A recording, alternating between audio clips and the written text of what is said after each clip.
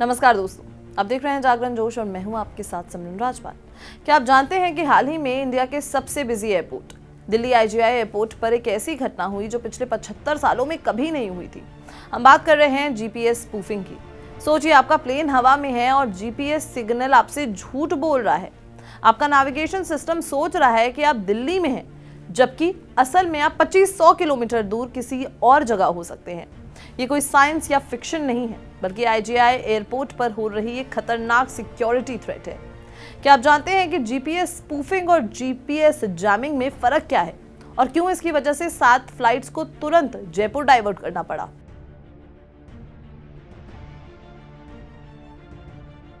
दोस्तों, ये पहली बार हुआ है कि दिल्ली IGI एयरपोर्ट पर GPS स्पूफिंग की घटनाएं देखी गई हैं। कुछ ही दिनों में इसने फ्लाइट ऑपरेशंस को बुरी तरीके से अफेक्ट किया है। जब ईस्टली विंड्स चलती हैं, यानी कि हवा द्वारका से वसंत कुंज की तरफ, तब ये डिस्ट्रप्शन और बढ़ जाता है। इससे हो क्या रहा है? जहाज़ों को द्वारका की तरफ से लैंड करना और वसंत कुंज की तरफ से टेक ऑफ करना पड़ रहा है, जिससे एयरपोर्ट पर भयंकर कंजेशन हो रहा है और फ्लाइट्स डाइवर्ट करनी पड़ रही हैं। जब ATC सिस्टम ओवरलोड होता है तो सेफ्टी का खतरा कितना बढ़ जाता है।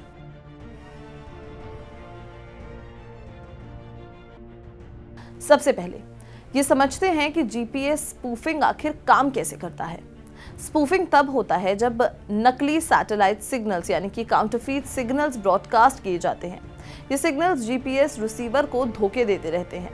फिर है जैमिंग। सिग्नल्स को ब्लॉक करता है, रिसीवर को पता चलता है कि सिग्नल नहीं है।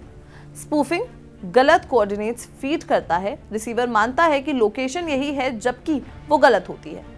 सोचिए, जैमिंग एक अंधेरा है लेकिन स्पूफिंग एक धोखा है। इस धोखे की वजह से नेविगेशन सिस्टम्स को लगता है कि वो सही जगह पर हैं, लेकिन वो एक्चुअल लोकेशन से हजारों किलोमीटर दूर हो सकते हैं।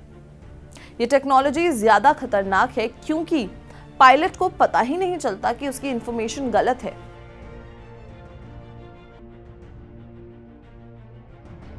दोस्तों, GPS स्पूफिंग की खबरें आमतौर पर कॉन्फ्लिक्ट जोन्स जैसे कि ब्लैक सी या वेस्ट एशिया में सुनने को मिलती हैं, जहां इसका इस्तेमाल मिलिट्री एसेट्स को छुपाने के लिए किया जाता है। लेकिन इसका दिल्ली तक पहुंच जाना ये एक भयानक सिक्योरिटी सेंसिटिव इशू है। क्या आपको पता है कि ये स्पूफिंग IGI एयरपोर्ट से 60 नॉटिकल माइल्स दूर तक के जहाजों को अफेक्ट कर रही है। इसी डिस्ट्रप्शन की वजह से एक ही रात में 5 इंडिगो और 2 एयर इंडिया फ्लाइट्स को नेविगेशन इश्यूज के चलते तुरंत जयपुर डाइवर्ट करना पड़ा। ये दिखाता है कि हमारे एयर स्पेस में घुसपैठ कितनी गहरी है।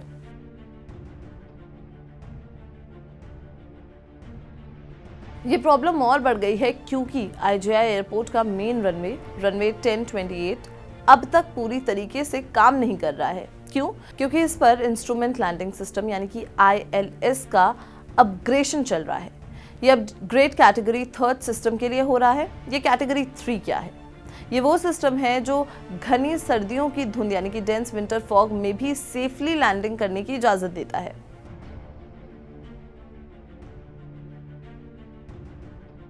जब तक ILS सिस्टम तैयार नहीं हो जाता, तब तक एयरक्राफ्ट किस पर डिपेंड रहते हैं? रिक्वायर्ड नेविगेशन परफॉर्मेंस यानी कि RNP पर। RNP एक ऐसा सिस्टम है जो खुद GPS सिग्नल्स पर निर्भर करता है। सोचिए, एक तरफ ILS सिस्टम अपग्रेड होने के लिए बंद है और दूसरी तरफ RNP जिसका सहारा लिया जाना चाहिए वो GPS स्पूफिंग की वजह से बेकार हो गया है। ये सिचुएशन दो तरफ से मार जैसी है।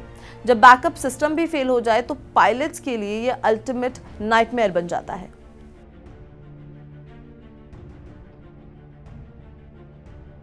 दोस्तों, जब एयरपोर्ट पर इतना बड़ा खतरा आता है तो सबसे पहले पायलट्स को वार्न किया जाता है। एयरपोर्ट की ऑटोमेटिक टर्मिनल इंफॉर्मेशन सर्विस यानी कि ATIS ने पायलट्स को बार बार चेतावनी यानी कि वार्निंग दी है। ATIS ने साफ कहा है कि दिल्ली एयर स्पेस में आते ही बहुत ज्यादा सावधानी यानी कि एक्सट्रीम कॉशन बरतना पड़ेगा और जरूरत पड़े तो तुरंत ऑल्टरनेटिव नेविगेशन सिस्टम्स पर स्विच हो जाए।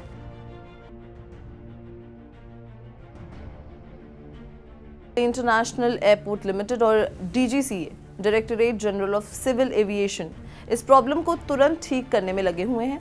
उनका इमीडिएट फोकस क्या है? रनवे 1028 पर ILS फंक्शनैलिटी को वापस लाना।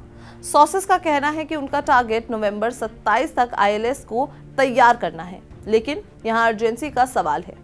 एविएशन एक्सपर्ट्स कह रहे हैं कि 27 November is a good 3 weeks away और तब तक ये रिस्क चलता रहेगा।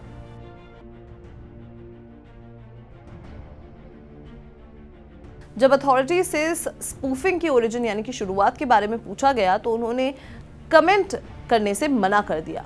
उन्होंने इसे सिक्योरिटी सेंसिटिव इशू बताया। लेकिन सवाल यह है कि क्या ये अटैक किसी दुश्मन देश की तरफ से किया जा रहा है या ये कोई निजी यानी कि प्राइवेट साइबर अटैक है। जब तक ILS वापस नहीं आता तब तक एयरलाइंस पायलट्स को एडवांस में अलर्ट कर रहे हैं और उन्हें ट्रेडिशनल नेविगेशन एड्स जैसे कि VOR DME पर स्विच करने की सलाह दे रहे हैं।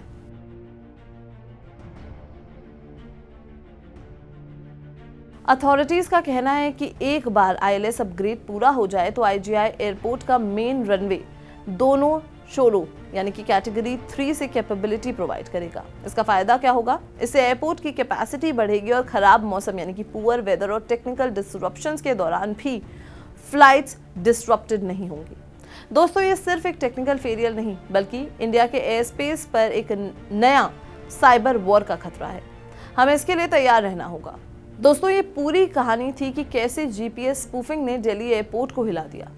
आपको क्या लगता है, क्या इंडिया को अपनी सारी फ्लाइट्स को GPS इंडिपेंडेंट टेक्नोलॉजी पर स्विच कर देना चाहिए? अपनी राय में कमेंट सेक्शन में जरूर बताएं और अगर ये वीडियो पसंद आया हो तो इसे लाइक और शेयर करना बिल्कुल भी ना भूलें और देखते रहें जागरण जोश।